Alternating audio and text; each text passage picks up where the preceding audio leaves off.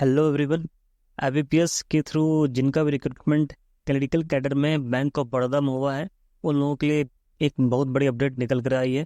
जिन जो भी राजस्थान स्टेट से अप्लाई किए थे बैंक ऑफ बड़ौदा में, जिनका भी राजस्थान स्टेट से सिलेक्शन हुआ है बैंक ऑफ बड़ौदा में, उन लोगों को डीवी के रिगार्डिंग मेल आ गया। और ये जो मेल आप देख सक रहे हैं, आपके सामने ये मेल है, और जिसमें कि डीवी का जो डेट है वो है 17 मार्च, यानी कि आज है 10 मार्च, और आज से एक वीक के बाद उन लोगों का डीवी शेड्यूल्ड है।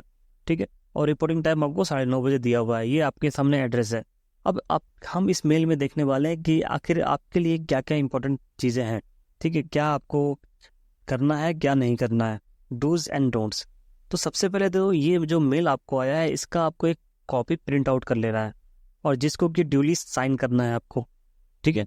और प्रिंट आउट करने के बाद ये सारे जो लिस्ट ऑफ डॉक्यूमेंट्स इन्होंने दिए हैं, इनको ओरिजिनल में भी लेना है, और इनका 2 कॉपी ड्यूली साइंड वो भी लेकर जाना है। क्लास 10th का जो सर्टिफिकेट है, आपका पासिंग सर्टिफिकेट या मार्कशीट, जिसमें कि आपका डेट ऑफ बर्थ जो है वो दिया होना चाहिए, that will act as date of birth proof.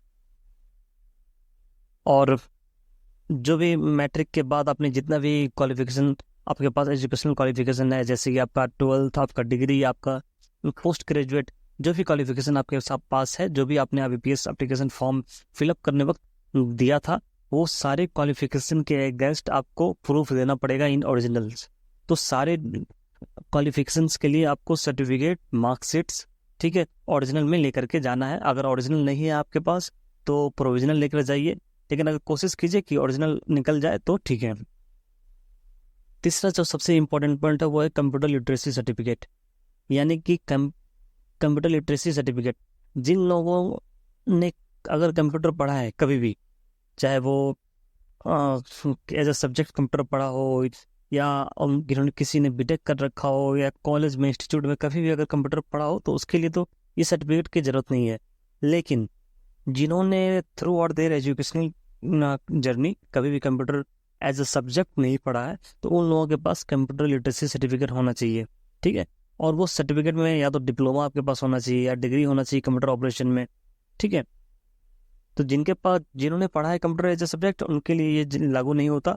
उनका जो मार्कशीट है, that will act as proof of this computer literacy certificate. और जिन्होंने नहीं पढ़ा है उनके पास सर्टिफिकेट होना चाहिए। तो अगर आपके पास सर्टिफिकेट नहीं है अभी तक, और आपने पढ़ा भी नहीं है, तो एक सर्टिफिकेट आप कभी कहीं से भी लोकली आप बनवा सकते हैं। ठीक है, कोई डीसीए का सर्टिफिकेट या कुछ भी। अब बात करें लोकल लैंग्वेज प्रोफिशिएंसी, यानी कि जो आपका एलपीटी टेस्ट होना है। ठीक है। तो आपका जो 10th आपने जिस स्टेट से भरा है फॉर्म, उस स्टेट का जो लैंग्वेज है वो आपने 10th में या 12th में पढ़ा होना चाहिए। ठीक है। यानी कि आपका जो 10th है और 12th का जो मार्कशीट है, that will act as evidence कि आपने जो है लोकल लैंग्वेज जो है वो पढ़ा है। ठीक है। और जिन लोगों ने लोकल लैंग्वेज नहीं पढ़ा है, यानी कि जिनके मार्कशीट से ये नहीं पता चल पा रहा है कि उन्होंने वो जो लोकल उस स्टेट का लोकल लैंग्वेज पढ़ा है, तो उन लोगों के लिए क्या है कि एलपीटी देना पड़ेगा, यानी कि लैंग्वेज प्रोफिशिएंसी टेस्ट देना पड़ेगा। और फिलहाल के लिए आपको एक लिंक दिया हुआ है यहाँ पर मैसेज में, जिस लिंक पे आपको डेटा सबमिट करना है कुछ जाकर के, यानी कि 11 मार्च के पहले, 11 मार्च तक या उसके पहले आपको इस लिंक पर क्लिक करना है, और कुछ डेटा उन्होंने मांगा है, जिस डेटा को आपको जाकर के सबमिट करना है। हम लोग ये देख लेते हैं आखिर ये क्या है। तो कुछ रीजन से ये लिंक अभी ओपन नहीं हो रहा है, हम लोग बाद में देख लेंगे इसको। और फिर इन्होंने यहाँ पे बोला है कि ये जो लिंक में आप जो भी डेटा सबमिट करेंगे, that should not be false. ठीक है, वो फॉल्स नहीं होना चाहिए। अगर कुछ भी फॉल्स इन्फॉर्मेशन आप देते हैं तो that may lead your cancellation. ठीक है। और जो 5th पॉइंट है, आपका सिबिल स्कोर का आपको कॉपी लेके जाना है। और सिबिल स्कोर में आपका मिनिमम जो है सिबिल होना चाहिए 680। अब बात आती है ये सिबिल कहाँ से निकालेंगे। तो सिबिल निकालने के लिए आपके पास बहुत ऑप्शन है। आप सिबिल क्या करेंगे, अमेजन पे से निकाल सकते हैं। ठीक है। जो सेफ ऑप्शन आपके पास है वो बता रहा हूँ मैं। आप जीपे से निकाल सकते हैं, यानी कि गूगल पे से निकाल सकते हैं। तो बेहतर है कि गूगल पे से निकालें।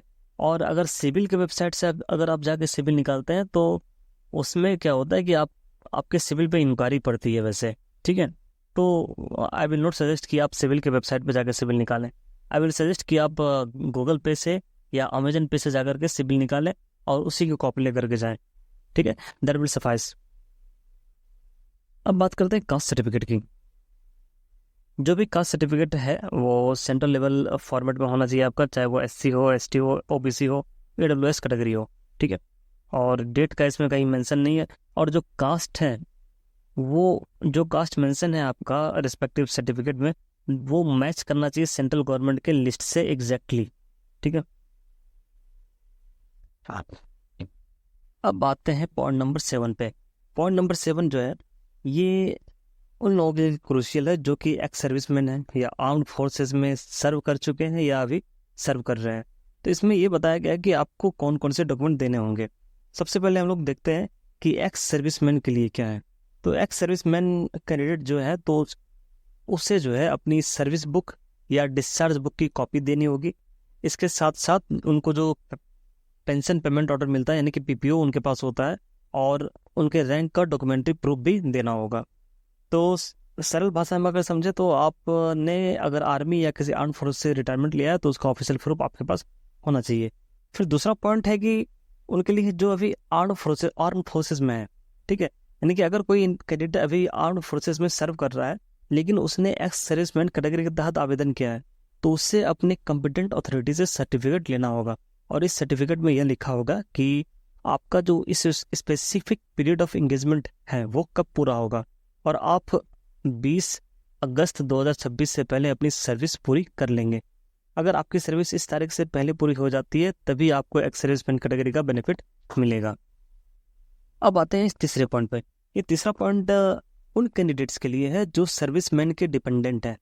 अगर कोई कैंडिडेट ऐसे सर्विसमैन का डिपेंडेंट है जो कि एक्शन में शहीद हो गए हों या सीवियरली डिसेबल्ड हो गए हों, तो ऐसे कैंडिडेट्स को एक एफिडेविट देना होगा, और उस एफिडेविट में यह डिक्लेयर करना होगा कि वह कैंडिडेट सर्विसमैन का डिपेंडेंट है और उस सर्विसमैन की किसी दूसरे डिपेंडेंट ने इस बेनिफिट का उपयोग नहीं किया है। अब चलते हैं नेक्स्ट पॉइंट पर। जो फिजिकली चैलेंज्ड कैटेगरी से जिन्होंने अप्लाई किया है तो उनके लिए वो मेडिकल सर्टिफिकेट लेकर के जाएंगे, ठीक है। और वो जो मेडिकल सर्टिफिकेट होना चाहिए that should be issued by the medical board at district level, यानी कि डिस्ट्रिक्ट लेवल के मेडिकल बोर्ड से इशूड मेडिकल सर्टिफिकेट ही उनको लेकर जाना हो। उससे नीचे रैंक का अगर मेडिकल बोर्ड के मेडिकल सर्टिफिकेट लेकर के जाते हैं तो that might not be acceptable at the time of DV। अब देखते हैं पॉइंट 9। पॉइंट 9 है उनके लिए जो कहीं एम्प्लॉयड है। तो वैसे पर्सन जो अभी किसी ऑर्गेनाइजेशन में काम कर रहे हैं, ठीक है, तो उनके साथ दो कंडीशन हो सकता है। एक तो वो हो सकते हैं जो कि अभी नोटिस पीरियड सर्व कर रहे होंगे, ठीक है, और एक वो कैंडिडेट्स होंगे जिन्होंने नोटिस पीरियड सर्व करके ऑलरेडी रिजाइन कर दिया है। तो जो रिजाइन कर चुके हैं उनके पास रिलीविंग लेटर होगा, तो वो रिलीविंग लेटर आपको लेकर के जाना है। और वैसे कैंडिडेट्स जो अभी नोटिस पीरियड सर्व कर रहे हैं उनके पास तो कोई रिलीविंग लेटर नहीं होगा, तो उनको क्या करना है, अगर till the time of DV उनका अगर नोटिस पीरियड खत्म हो जाता है तो वो रिलीविंग लेटर ले लें। अगर खत्म नहीं होता है तो DV के टाइम पे जा करके आप एक्सटेंशन के लिए अप्लाई कर सकते हैं, ठीक है। अब पॉइंट नंबर हम लोग देखते हैं जो आपका है 11।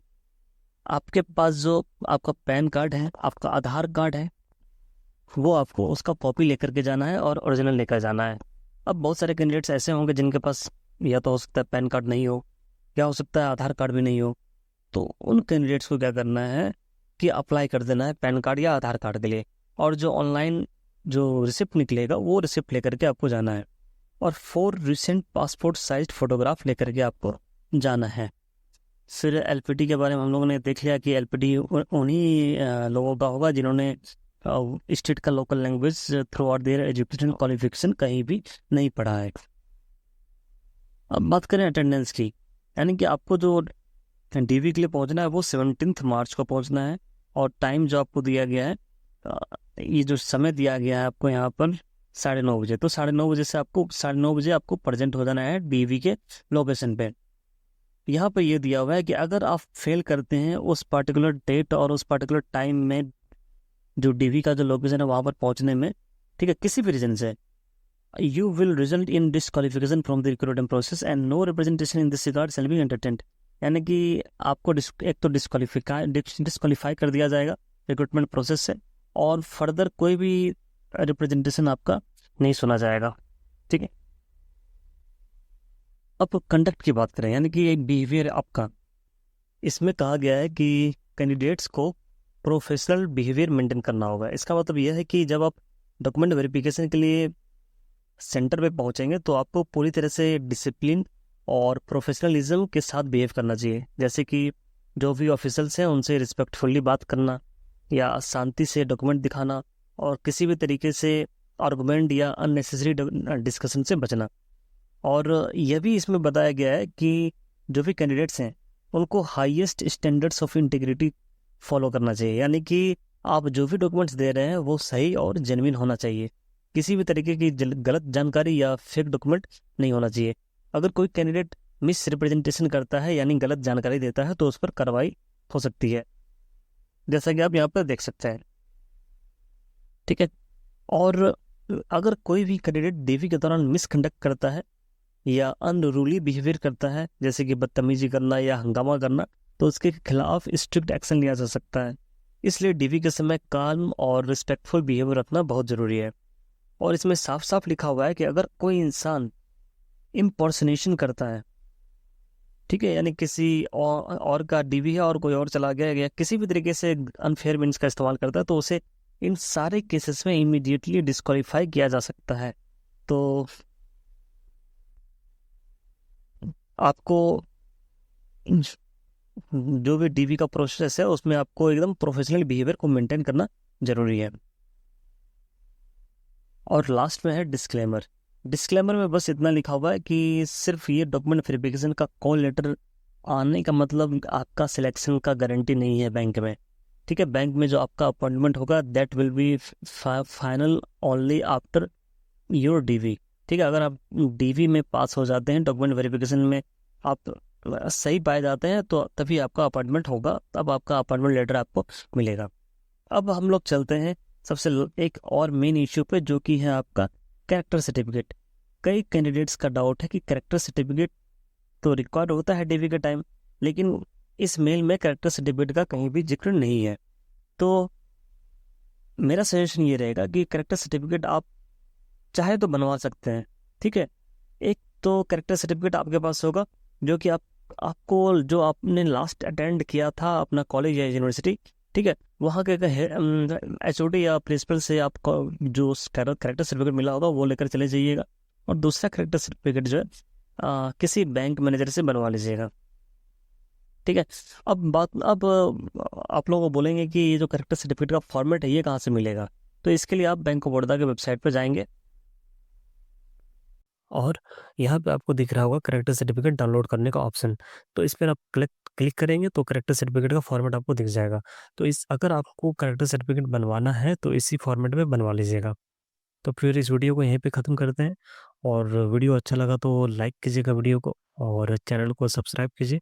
और किसी भी तरीके का क्वेरी है तो आप कमेंट कीजिए और हमारे टेलीग्राम चैनल को ज्वाइन कीजिए, डिस्कशन ग्रुप को ज्वाइन कीजिए। ठीक है।